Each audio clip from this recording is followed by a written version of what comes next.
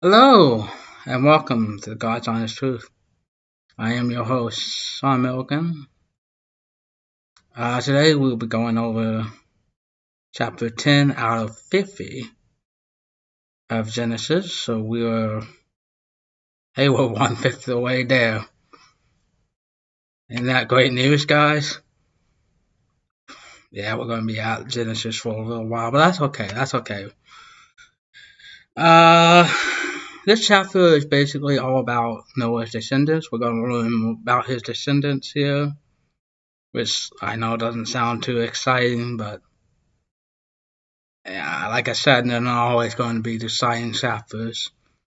And if you want to skip this video, I kind of get it, but we kind of have. But I feel like this chapter may come in handy later on, in future books, maybe even future chapters. We'll see. We'll see. But for now, let's just learn about Noah's descendants. Okay. So let's just jump into it. Alright, so this is the history of the families of Sem, Ham, and Japheth, three sons of Noah. Many children were born unto them after the flood. Now I'm going to apologize in advance if I butcher these names. Some of these names are very hard to pronounce, but I'm just going to pronounce them as best as I can, and we're just going to move on. Okay, all right. So the descendants of Japheth were Gomer, Magog, Madai, Javan, Tubal, Meshech, and Tiras. The descendants of Gomer were Ashkenaz, Rephath, and Togarmah. The descendants of Javan were Elisha, Tarish, Kittim, and Vadanium. Their descendants became the seafaring people in various lands, each tribe with its own language. Okay, so here in this small paragraph we see that Japheth's descendants became sea explorers. They traveled around. They settled down on an island. Some of them started their tribe there, and some of them went ahead and moved on to the next island.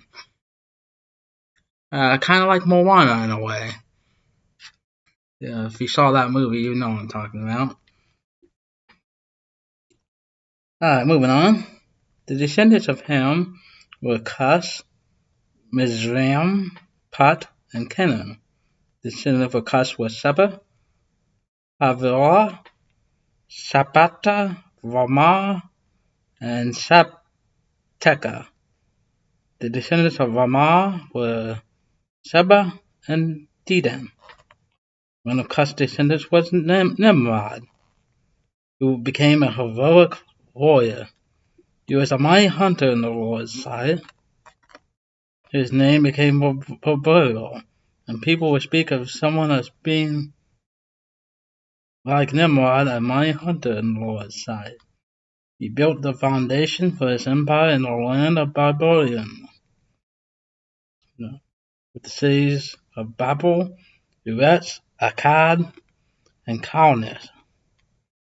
From there he extended his region to Azra, where he built Negev, Rehoboth, Kala, and Resan, the main city of the empire located between Negev and Kala. Israel was the ancestor of the Ludites, Amorites, Lebathites, Naphtalites, Hathorites, Caphtorites, and the Caphtorites from which the Pathrites came. Okay. Give me a second. Alright, so here we can see Nimrod. He was a mighty warrior. He found his own empire called the Babylonian Empire. If that sounds familiar, it should. Um, Built a lot of cities. So, interesting name, Nimrod. Um, Normally when I hear Nimrod, I think of, hey, Nimrod, like, idiot. But, in the Old Testament, that was not the case. He was a mighty warrior, and he was well respected. So, maybe from now on, Nimrod can be a compliment instead of a rude term for, hey, idiot. Maybe. Anyways, Canaan's oldest was Sidon, the ancestor of the Sidonians. Canaan was also the ancestor of the Hittites, Jebusites, Amorites, Girgashites, Hivites, Arkites, Hittites, Arvadites, Semitites, and Hamathite. Goodness gracious, this guy. Now, all that to say that this guy came from has blood of a lot of people. Um, wow, that's crazy. Eventually, the territory of Canaan spread from Sidon to Kir near Gaza and to Sodom, Gomorrah, Admah, and Zeboiim near Lasa. So this guy also has like a small empire going on. Pretty impressive. These were the descendants of Ham, identified according to their tribe, language, territories, and nation. Sons were also born to Shem, the older brother of Japheth. Shem was the ancestor of all the descendants of Eber. The descendants of Shem were Elam, Assur, Arphaxad, Lud, and Aram. The descendants of Aram were Uz, Hol, Gether, and Mash. Not like the show. Arphax was the father of Shelah, and Shelah was the father of Eber, and Eber had two sons. The first was named Peleg. Division for during his lifetime, the people of the world were divided into two different language groups and dispersed. His brother's name was Joktan. Joktan was the ancestor of Almadad, Habath, Zamareth, Zerah, Hadoram, Uziel, Diklah, Obal, Abramel, Sheba, Ophir, Havilah, and Jobab. The descendants of Token lived in the area extending from Mesa toward the eastern hills of Sapar.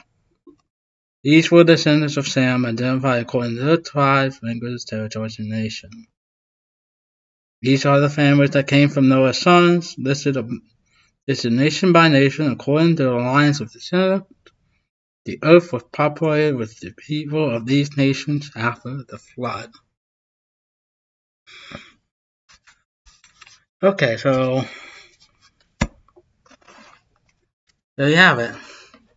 Those are the descendants of Noah and their stories. Some of them came sea explorers.